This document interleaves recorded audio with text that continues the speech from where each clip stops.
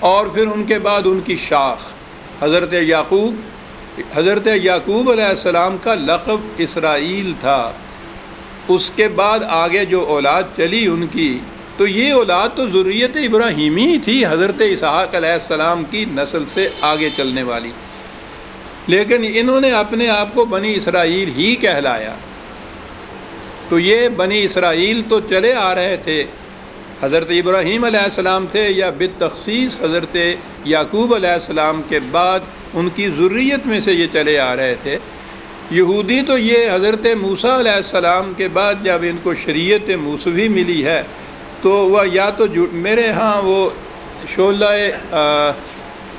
نہیں برق طور میں میرے ہاں یہ ساری تفصیل ان کی دی ہوئی ہے تاریخ بنی اسرائیل کی، تو یہ یہودی اس اعتبار سے کہلائے تھے، اپنی جوڈائزم جو ان کی یہودیت ان کے ہاں کی جو تھی، مذہب ان کے ہاں جو تھا اس کی بنا پر یہودی کہلائے، ورنہ یہ بنی اسرائیل تو اس جہت سے کہلاتے چلے آ رہے تھے۔ تو حضرت عیسیٰ علیہ السلام یہ بنی اسرائیل میں سے تھے، بنی اسرائیل کی طرف ہی مبعوث ہوئے تھے۔ اب یہ ایک بنی اسرائیل کی شاخ کوئی لے لیجئے تو انبیاء کرام ان میں آتے رہے، ہر نبی خدا کا وہی پیغام لاتا رہا جو باقی انبیاء کو ملا تھا۔ ذرا پنکھے کو موڑ دیجیے۔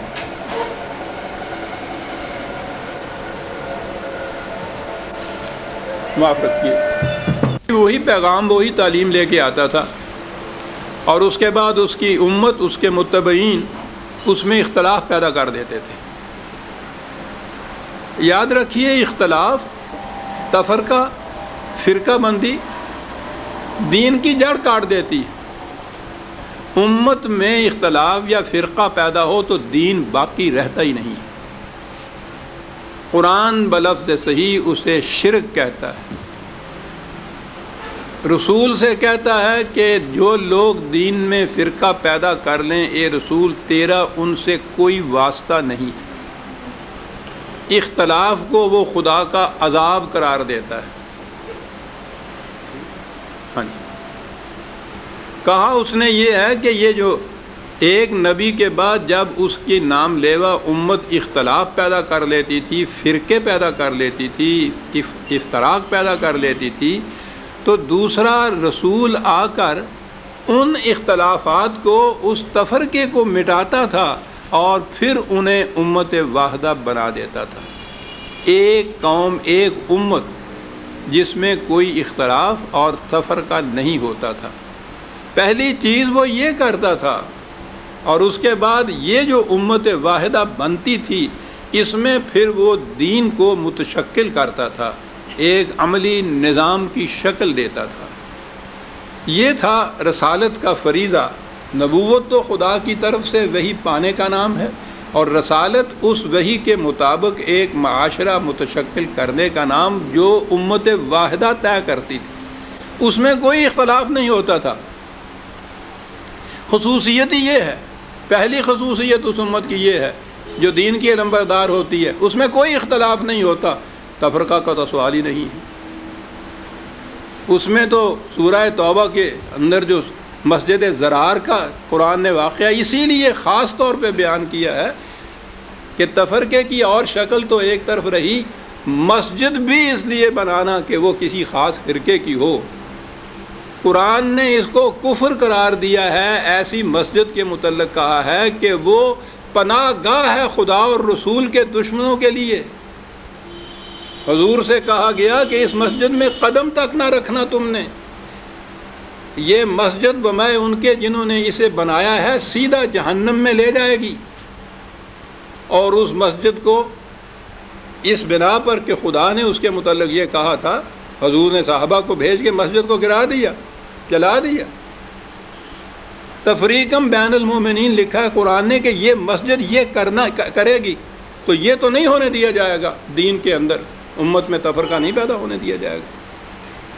یہ فرقہ بندی تو یہ چیز ہے۔ مسجد بھی اگر اس بنا پہ ہے کہ وہ منسوب ہو رہی ہے، ایک فرقہ پیدا کر رہی ہے، تو خدا نے یہ حکم دیا ہے کہ یہ کفر ہے، رسول سے کہا گیا ہے کہ جا کے اس میں قدم نہ رکھنا، حضور نے اس کو ڈھا دیا، منہدم کر دیا اس مسجد کو۔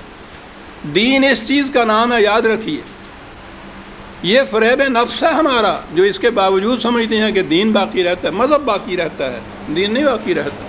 فرقے مذہب میں ہوتے ہیں اور مذہب کا کوئی تعلق نہیں ہوتا نہ خدا سے نہ خدا کے رسول سے۔ دین کہا یہ ہے کہ میں آیا اس لیے ہوں، اس وحی کو اس لیے لایا ہوں کہ تمہارے اندر جو اختلافات پیدا ہو گئے ہیں ان کی وضاحت کر دوں۔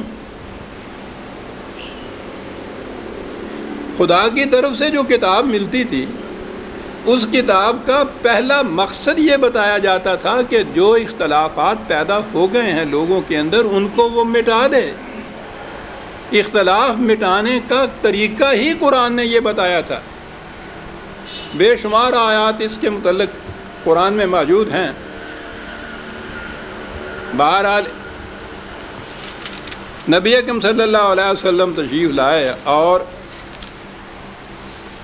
قرآن کے ذریعے سے ایک امت واحدہ پیدا کی۔ وَاعْتَصِمُوا بِحَبْلِ اللَّهِ جَمِيعًا وَلَا تَفَرَّقُوا، ان کو حکم دیا گیا یہ خدا کی کتاب کو انفرادی طور پہ نہیں، جمیعاً اجتماعی طور پہ سب کے سب اکٹھے ہو کر مل کر اس کو پکڑو اور تفرقہ نہ پیدا کرو۔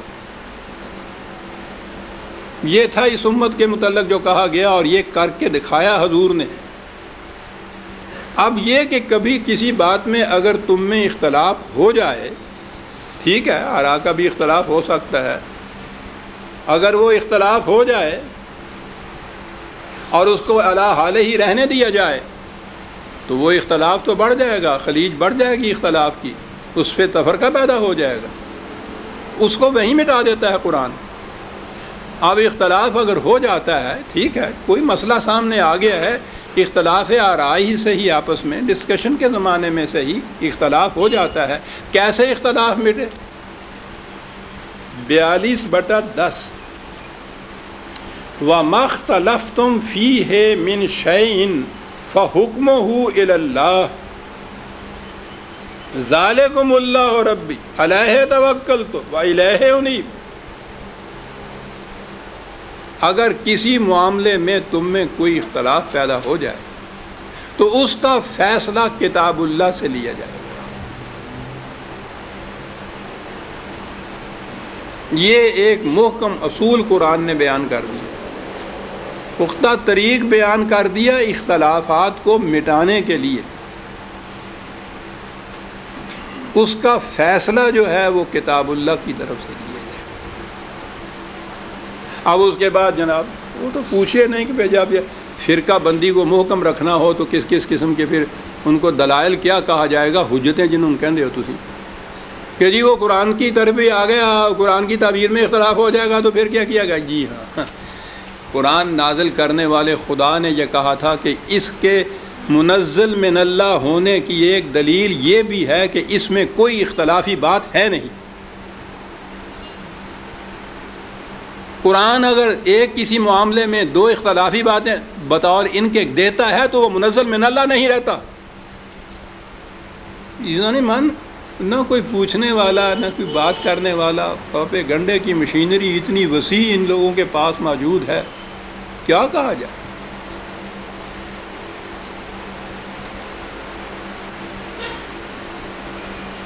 عام طور پہ بڑی بے باکی سے یہ کہہ دیتے ہیں کہ صاحب آپ کہتے ہیں قرآن کی طرف آئیے، وہاں سے اختلافات رفع ہو گئے، آپ کہتے ہیں، خدا نہیں کہتا۔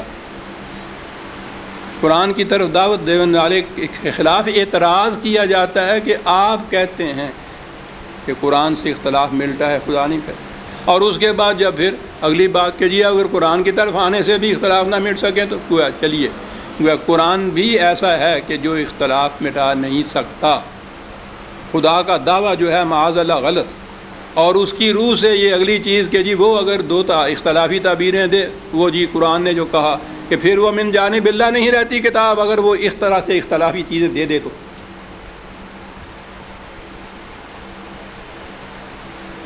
کس سے کہے جائے اور کیا کہا جائے؟ ابھی بات آ جاتی ہے۔ انہوں نے یہ بات کہی کہ میں اس لیے آیا ہوں، یہ وحی لایا ہوں کہ تمہاری اختلافات کو مٹا دوں۔ فاتقوا اللہ، خدا کے احکام کی نگہداشت کرو، وَأَطِیعُونِ، اور اس کا عملی ذریعہ یہ ہے انفرادی طور پر اپنے طور پر نہ اس کو لو، ایک مرکزی اتھارٹی ہونی چاہیے اور وہ خدا کا رسول